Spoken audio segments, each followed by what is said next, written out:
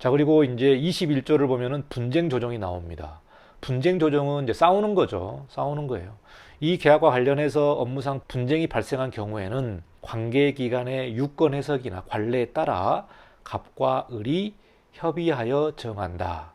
그러니까 이제 분쟁이 생기면 대한건축사협회에다가 법적 해설을 요청을 하기도 하고 국토교통부에다가 요청을 하기도 하고 다양한 루트를 통해서 이렇게 해석을 하려고 하죠.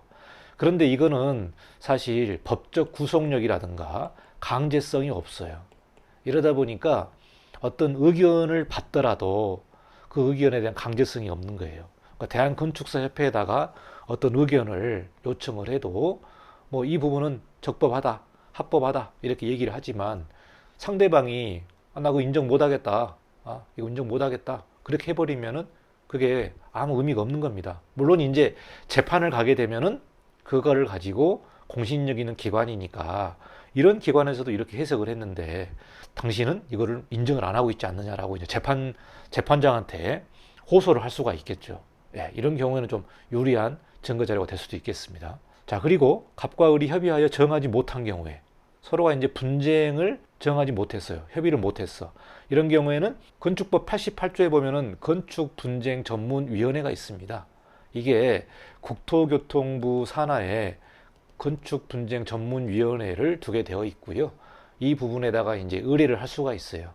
그럼 분쟁 전문위원회에서 전문위원들이 현장도 가서 보고 법적인 해석을 통해서 뭐 이렇게 합의를 해라, 이렇게 조정을 해라 라고 이렇게 의견을 줍니다.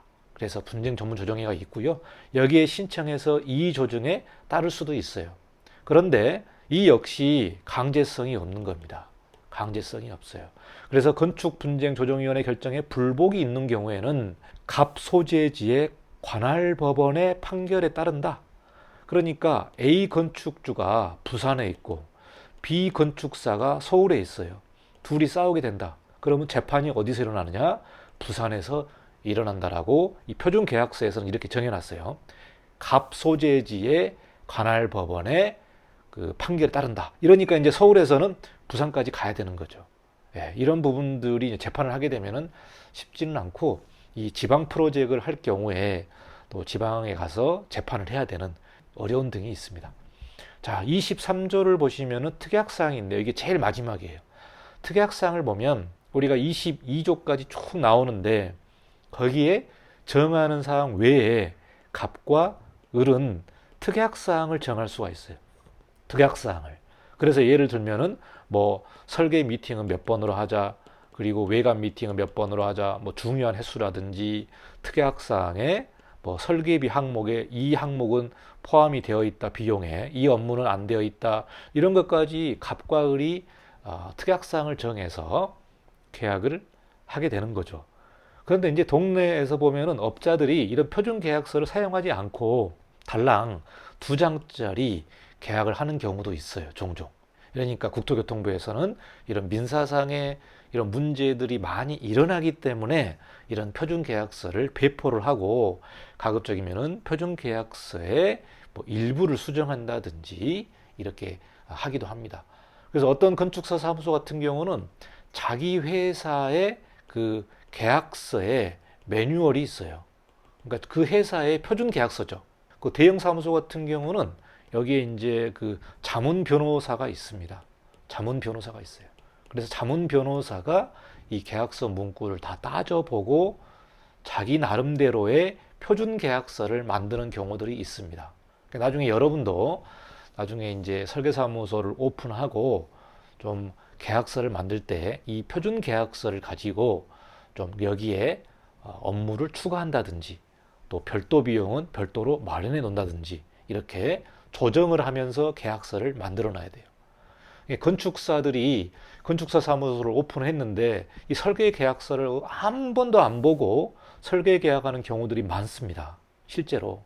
그리고 이렇게 수업에서 계약서에 관련된 내용을 강의도 들어본 적도 없고 어떤 내용이 있는 적도 없고 이게 분쟁이 휘말리면 어떠한 절차로 가는지도 잘 모르고 그래서 건축 실무 수업에서 중요한 부분이 이 계약서라고 저는 생각을 해요.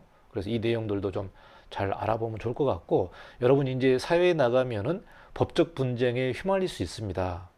그리고 이 사업을 한다. 내가 건축사 사무소에 대한 사업이라든가 여러분이 창업을 한다든지 어떤 사업을 했을 경우에 거기에 사장, 여러분이 사장이 될 거 아니에요? 사장이 된다면은 언젠가는 이 법적 분쟁에 휘말리게 됩니다.